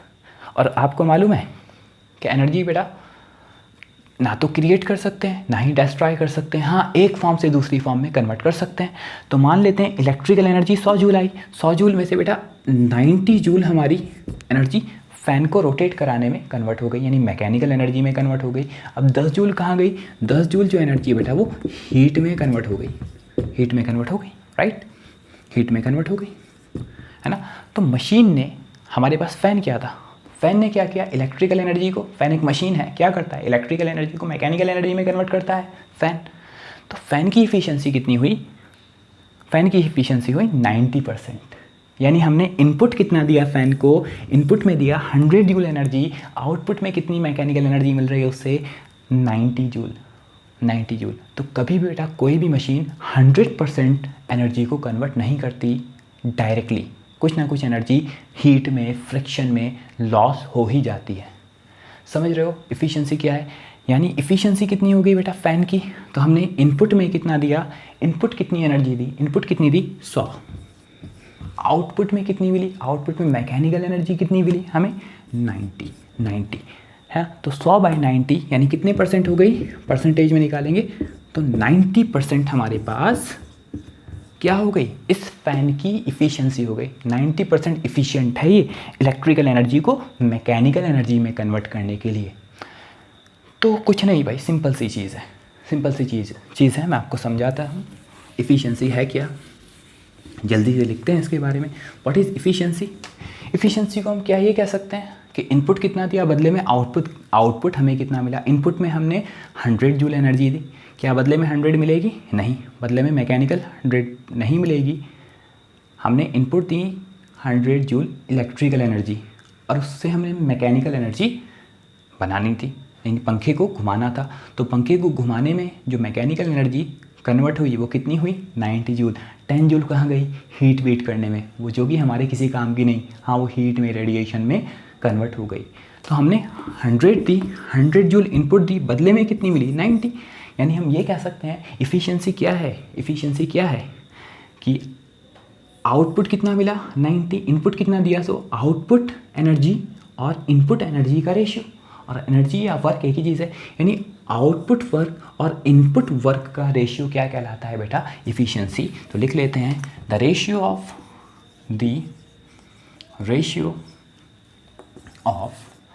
Output work to the input work is called efficiency. इसको बेटा एक सैम्बल से रिप्रेजेंट करते हैं। इफिशियंसी का सैम्बल होता है ईटा। क्या होता है? ईटा। एक मैं सैम्बल बनाता हूँ, देखो एन बनाएंगे, एन, और एन की टांग पकड़कर खींचकर थोड़ी सी घुमा देंगे। इस सैम्बल को क्या बोलते हैं बेटा? ईटा। क्या बोलते हैं? इस सैम्बल का नाम क्या है? ईटा। ग्रीक अल्फ़ाबेट है, ईटा। ठीक है, तो बेटा इफिशियंसी को ईटा से रिप्रेजेंट करते हैं। तो ईटा क्या हुई? ईटा यानी इफिशियंसी ऑफ मशीन, यानी आउटपुट कितना मिला? आउटपुट एनर्जी या output work, work is a form of energy, output work divided by input work. ठीक है, output work divided by input work. और मैं आपको समझाने की कोशिश करता हूँ। जैसे हमारे पानी का पंप होता है ना, पंप, उसके अंदर क्या होती है? इलेक्ट्रिकल एनर्जी देते हैं हम। वो इलेक्ट्रिकल एनर्जी क्या करता है? किस में कन्वर्ट हो जाती है? पानी को ऊपर की तरफ राइज चढ़ाने में, है ना, पानी को ऊपर की तरफ रेस करने में, ऊपर की तरफ बेटा राइज करने में यूटिलाइज हो जाती है। पानी को ऊपर की तरफ चढ़ाने में यूटिलाइज हो जाती है ना। 3-3, 4-4, 50-50 बिल्डिंग तक वो पानी चढ़ जाता है पंप के ज़रिए से। तो इलेक्ट्रिकल एनर्जी हमने उसको 100 जूल दी, और 100 जूल की 100 जूल वो किस में कन्वर्ट होगी? कुछ तो हीट में, 5-10 जूल हीट में, और 95% वो एनर्जी किस में स्टोर हो जाएगी? वाटर को हाइट तक ले जाने में, यानी पोटेंशियल एनर्जी में कन्वर्ट हो जाएगी। किसमें? पोटेंशियल एनर्जी में कन्वर्ट हो जाएगी, राइट। तो पंप क्या करता है? हमारा जो वाटर पंप होता है वो क्या करता है? इलेक्ट्रिकल एनर्जी को बेटा पोटेंशियल एनर्जी में कन्वर्ट करता है, बट पूरी नहीं करता। आउटपुट में, इनपुट में हमने 100 जूल दी, तो आउटपुट में 95, 98 मिलेगा, 100 कभी नहीं मिलेगा, है ना। 100 आउटपुट वर्क 100 जूल कभी नहीं मिलेगा, 100 जूल आउटपुट एनर्जी कभी नहीं मिलेगी, राइट। अगर ऐसी मशीन बन जाए जो 100% हमें एनर्जी को कन्वर्ट करके दे रही है, तो हमारे बहुत काम आसान हो जाएंगे और हम बहुत ही अच्छे से बहुत अच्छी मशीन बना देंगे। फिर तो बहुत वर्क ईजी हो जाएगा। तो एफिशिएंसी क्या होगी बेटा? Output work divided by input work. और आउटपुट वर्क हमेशा कितना होना चाहिए बेटा? लेस देन होना चाहिए किससे? इनपुट से। या फिर अगर इक्वल होगा, सपोज अगर ऐसी मशीन बना दी, ऐसा आगे चलकर फ्यूचर में बन जाए, तो इफिशियंसी कितनी हो सकती है? आउटपुट वर्क और इनपुट वर्क आपस में कैंसिल आउट हो जाएंगे, तो इफिशियंसी कितनी हो जाएगी बेटा? 1। ऐसी मशीन जिसकी इफिशियंसी अगर 1 हो जाए, यानी कोई भी हीट वीट फ्रिक्शन में कोई भी एनर्जी लॉस नहीं हो रही रास्ते में, तो ऐसी मशीन को जिसकी इफिशियंसी 1 होगी उसको बोलते हैं आइडियल मशीन। सिर्फ आइडिया ही है, आइडियल मशीन, प्रैक्टिकल मशीन नहीं। प्रैक्टिकल के केस में क्या होता है? हमारी इफिशियंसी क्या होती है? प्रैक्टिकल। ये तो आइडियल की केस हो गया, है ना। ऐसी मशीन जिसकी इफिशियंसी 1 होती है उसको आइडियल मशीन कहते हैं, जो कि अभी तक किसी ने नहीं बनाई। ऐसी मशीन जिसकी इफिशियंसी कितनी होनी चाहिए? हमेशा ऊपर वाला टर्म्स हमेशा क्या होगा बेटा? आउटपुट वर्क हमेशा कम ही मिलेगा ना, है ना। इनपुट वर्क थोड़ा ज़्यादा, 100 देंगे तो 95, सपोज 95 मिल रही है, 95 इनपुट हमने कितना दिया? 100, तो इसकी वैल्यू कितनी आएगी? 0.95। तो इफिशियंसी कितनी होगी? अगर लेस देन 1 होगी तो ये हमारी प्रैक्टिकल मशीन है। प्रैक्टिकल ऐसी मशीन जिसकी इफिशियंसी 1 होती है उसको आइडियल मशीन कहते हैं। ऐसी मशीन जिसकी इफिशियंसी लेस देन 1 होती है उसको हम क्या कहते हैं? Practical machine. हाँ, क्या इफिशियंसी बेटा मोर देन 1 हो सकती है? इफिशियंसी क्या ग्रेटर देन 1 हो सकती है क्या? बोलो। क्या बेटा हमने 100 जूल एनर्जी दी, बदले में 200 जूल एनर्जी मिल गई, बदले में 120 जूल एनर्जी मिल गई, क्या ऐसा हो सकता है? नहीं, क्योंकि हम एनर्जी को ना तो क्रिएट कर सकते हैं ना ही डिस्ट्रॉय कर सकते हैं। भैया 100 जूल थी, 100 ही जूल होनी चाहिए ना, 100 ही जूल मिलनी चाहिए ना। 120 कैसे मिल रही है? इसका मतलब एनर्जी तो हमने खुद से क्रिएट कर दी। Law of conservation of energy का वायलेशन हो गया यहाँ पर। तो energy can neither be created not be destroyed. ऐसी मशीन बेटा ये नॉट पॉसिबल है, ये नॉट पॉसिबल। ऐसी मशीन इफिशियंसी आपकी ग्रेटर देन 1 हो ही नहीं सकती, can never be greater than 1। Efficiency can never be greater than 1, right. तो ये नॉट पॉसिबल वाला केस है। इफिशियंसी कहाँ से कहाँ लाई कर सकती है बेटा? 1 होगी तो आइडियल मशीन जो कि अभी तक बनी नहीं, और बेटा या फिर लेस देन 1। तो इफिशियंसी बेटा कितनी होती है? लेस देन और इक्वल टू 1 हो सकती है, ग्रेटर देन 1 कभी नहीं होगी। इंपॉर्टेंट बात। चलिए, अच्छा मैं इफिशियंसी का बेटा एक फार्मूला और बनाने की कोशिश करता हूँ। यहाँ तक तो ये बात हो गई, है ना। 1 मतलब 100%। इफिशियंसी या तो 100% होगी, 100% होगी तो आइडियल मशीन, जैसे मैंने बोला 1 आउटपुट और इनपुट अगर इक्वल है 1 का मतलब क्या, 100%, या तो इफ़िशियंसी 100% होगी या 100% से कम होगी, 100% से ज़्यादा नहीं हो सकती, ठीक है। 1 मतलब 100%, इफ़िशियंसी, अरे देखो यार तुम लोग कन्फ्यूज़ होते हो, इफ़िशियंसी या तो 1 होगी तो आइडियल मशीन, जो कि पॉसिबल अभी तक नहीं हुई। 1 का मतलब ही क्या होता है, परसेंटेज में कन्वर्ट करेंगे तो 100%। अगर इफ़िशियंसी 1 या 100% है तो उस मशीन को क्या कहते हैं, आइडियल मशीन। अगर efficiency less than 1, practical machine, या फिर efficiency less than 100%, less than 1 मतलब लेस देन 100%, तो ऐसी मशीन प्रैक्टिकल मशीन कहलाएगी, राइट। चलिए बहुत बढ़िया, इफ़िशियंसी के ऊपर बहुत बातें हो गई। अब मैं एक फार्मूला देने जा रहा हूँ बेटा आपको इफ़िशियंसी का, और बड़ा इंपॉर्टेंट फार्मूला, ध्यान से सुनना। एक रिलेशन बताता हूँ मैं आपको, हेडिंग लगाएंगे बेटा, relation between efficiency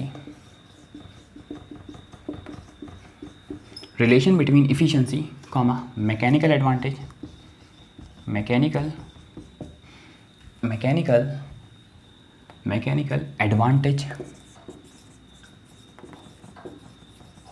and velocity ratio,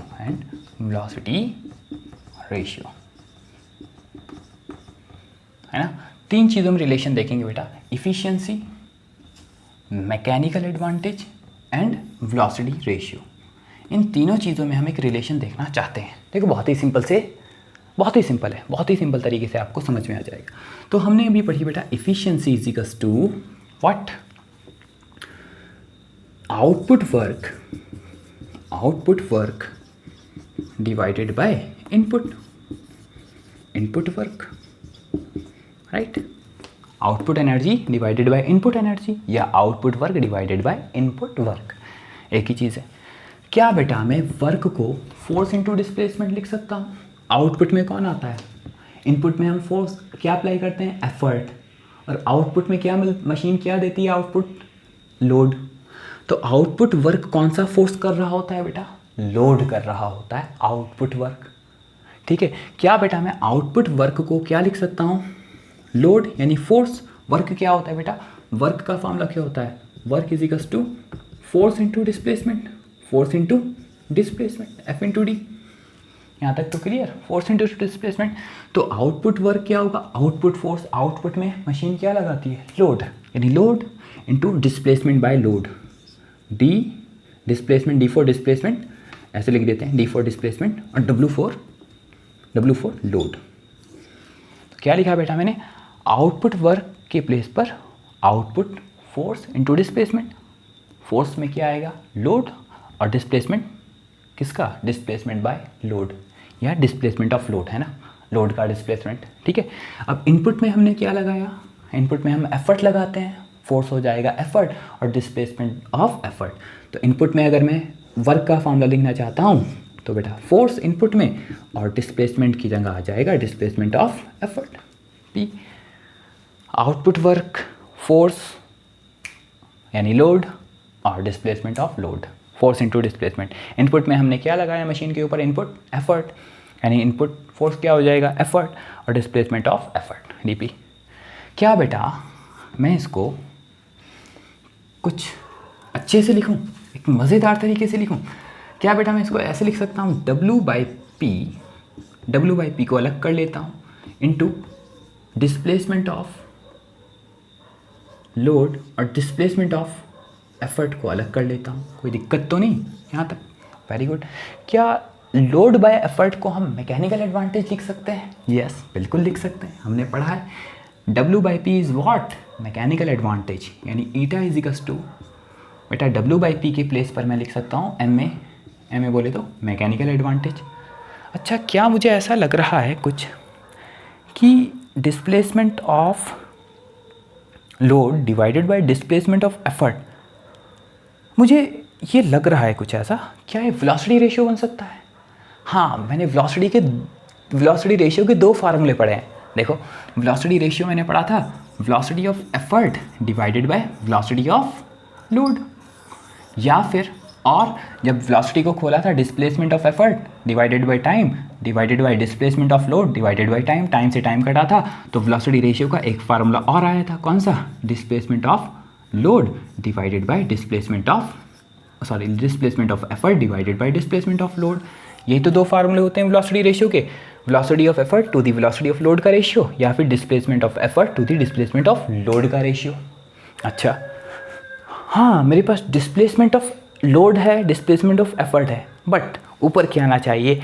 ऊपर क्या आना चाहिए? डिस्प्लेसमेंट ऑफ एफर्ट आना चाहिए। यहाँ डिस्प्लेसमेंट ऑफ एफर्ट ऊपर नहीं है।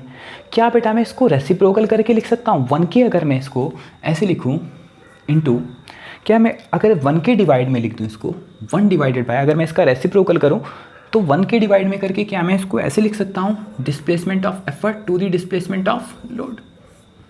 क्या बेटा dw बाई डी को 1 डिवाइडेड बाई dp/dw लिख सकते हैं? क्योंकि बेटा जब डिनोमिनेटर इनटू में जाएगा तो पलट जाएगा।